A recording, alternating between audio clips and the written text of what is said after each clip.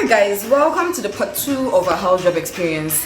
In this part, we are going to be giving you 10 tips on how not to die as a house officer. Please stick with us to the end of the video, okay? And like, subscribe, and of course share it with other people.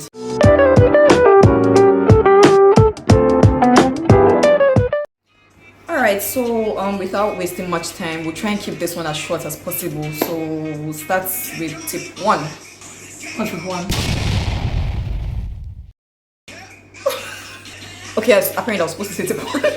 So yes, tip 1, the first thing you need to do before starting your house job is to have a mental idea of actually where you want to do your house job and what you want to do where. Very important. So level 600, I know level 600 can be really stressful with like preparing for your final examination, preparing for or working on your dissertation and all of that. You probably don't have the time to think about house job, but the period after you write your last paper and you're waiting for your induction, you need to actually plan. It's not easy, and I know saying it is easier said than done, but you need to think about it.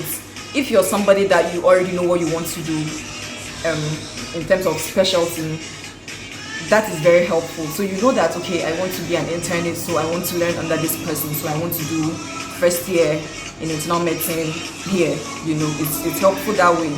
But even if you don't know what you want to do, it's actually, you can ask around, okay, get an idea of how things are done in the different hospitals and the different levels, district hospitals and regional hospitals and teaching hospitals. Okay, get an idea of like the different departments and how things are done in the different hospitals, so that it will guide your decision, because it's very important. It's actually very, very, very important.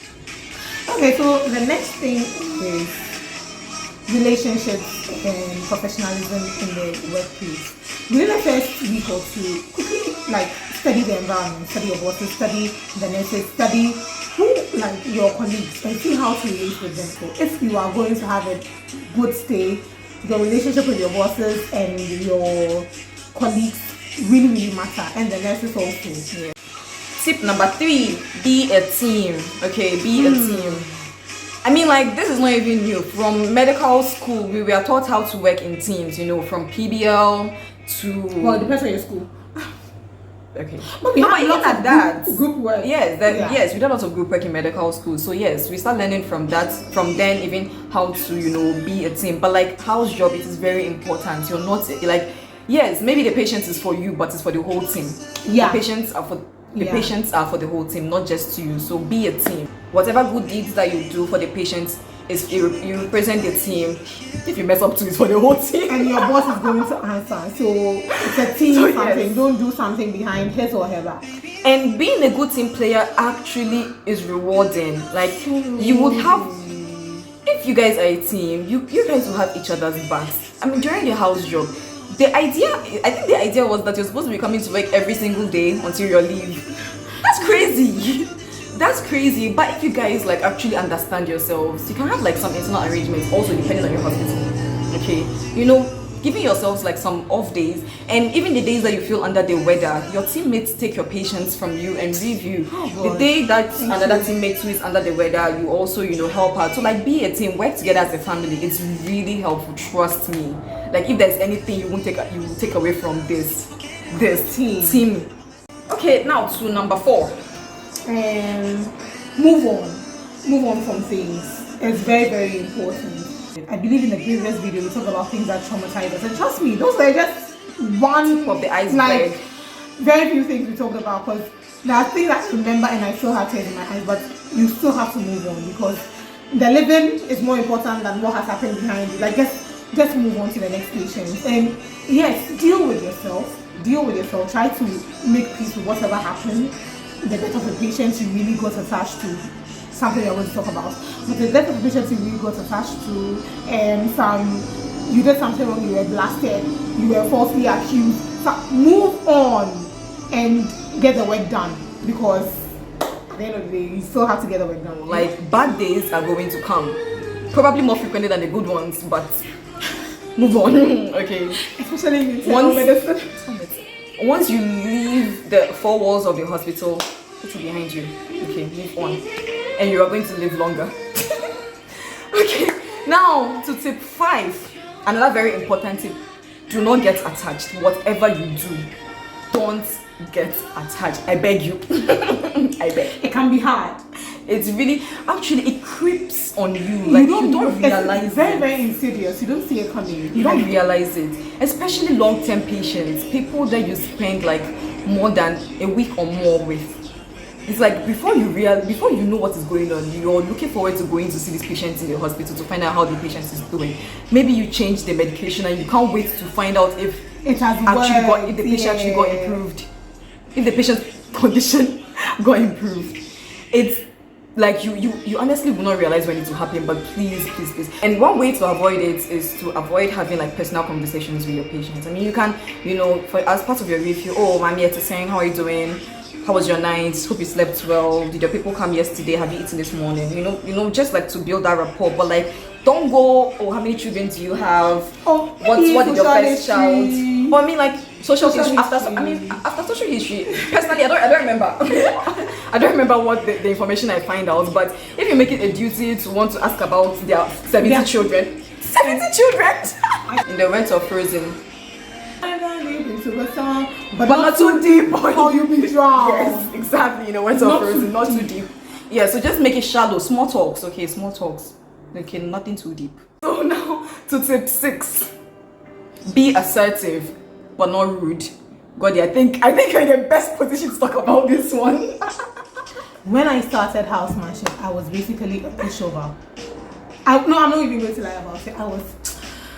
Everybody should do whatever they want to do and get on. Like, I really want to get this thing done and everything. But I realized that I was really messing up my confidence. I realized that when you become assertive, you tell whoever needs to know what they need to do, what they have to do. It really helps make your work much easier.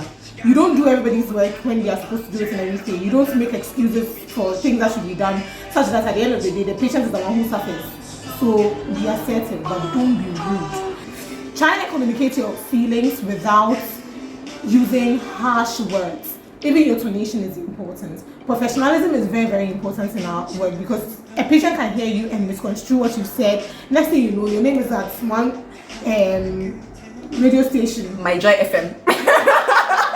But yes, even though we said be a team, sometimes you can get like sly members that want to like hide under the pretense of teamwork to do less work.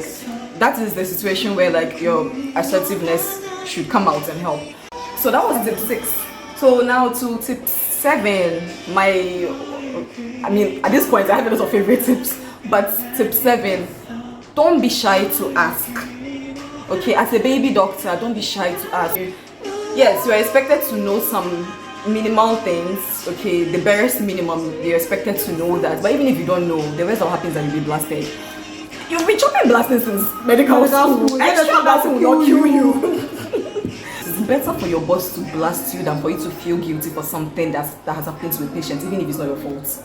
Because you can find yourself in a situation where like it's not your fault, but you keep blaming yourself for one reason or another. Maybe if I had acted faster, maybe if I had called earlier, something like that. But it was probably an inevitable situation. Yes, so don't be shy to ask for a second opinion from your boss, from your colleague, even from the nurses. Some of the nurses have been there for years, so they definitely know.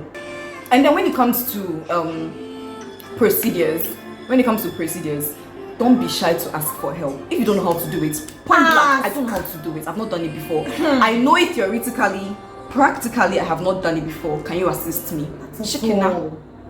That's all. Not die. I don't know. I'm here. It's not going to remove the DR from your name. Just ask for help.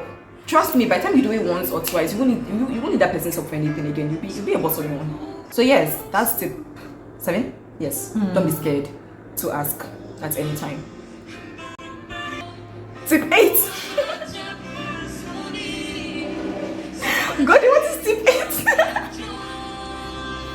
Work on your logbook as you go. This clown!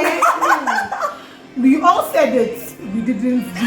At the beginning of the rotation, I'll be to bite us in the behind. And your logbook, like work on your fam. Some hospitals use The limbs, yes, hands. the computer system, which is something. really helpful.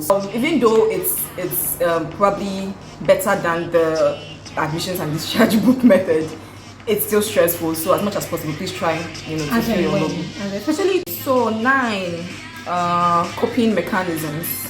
let me talk about that. Oh yeah, feel free. Do the things you want to enjoy in-house job, because those are the things that are going to keep you sane. As a young man or woman, I keep saying this, as a young man or woman seeing really, really horrible things in your youth, you should find something that you enjoy doing house job. In addition to that, like maybe it could be a hobby. Personally, it's hanging out with my friends. Personally, that was my coping mechanism. So weekends, weekend getaways, like movie nights and stuff like those that. things were I really cool. enjoyed hanging out with my friends. They were my support system, and so that was my coping mechanism. We understand each other. So Yes. So for you, I mean, it could be sleeping. It could be sleeping in on your off day, which is which is still good. But basically, just find something that helps you take your mind off work. Okay, even if it's for a couple hours at home, just find that thing. Otherwise, it's not small depression. It's not small depression. So yes, coping mechanisms. And to our final tip, okay? So our final tip, it's difficult for the baby doctors that are coming in or that may have already started work. 2 years seem like a really long time, but remember, it's not. It's temporary. It's I remember my first day as a house officer. It was raining. It rained cats and dogs that day. The roads were flooded, and I remember it so vividly. I woke up really early, polished my shoe. I couldn't wait to work. Hey, I was ready. I was ready for the work. I was ready for the work. look at you now. But 2 years gone already. Some people will be writing plan plus me. My point is that it's not going to last as long as you think it will last. 2 years will go like this in the blink of an eye. Okay, so enjoy it. It's going to be stressful, it's going to be frustrating. You're going to have moments when you're going to just cry, like really cry. You're going to have times you're going to question your decision to pursue the medical career. You're going to have times when you're going to question yourself, like, am I this dumb? Like, did I really do this? Imposter syndrome. Those times will come. They'll be there. Okay, but just remember that it's not going to be forever. It's just 2 years. It's very temporary. It's going to be over real quick, and you're going to look back at some of the situations, some of the events, and you're going to laugh.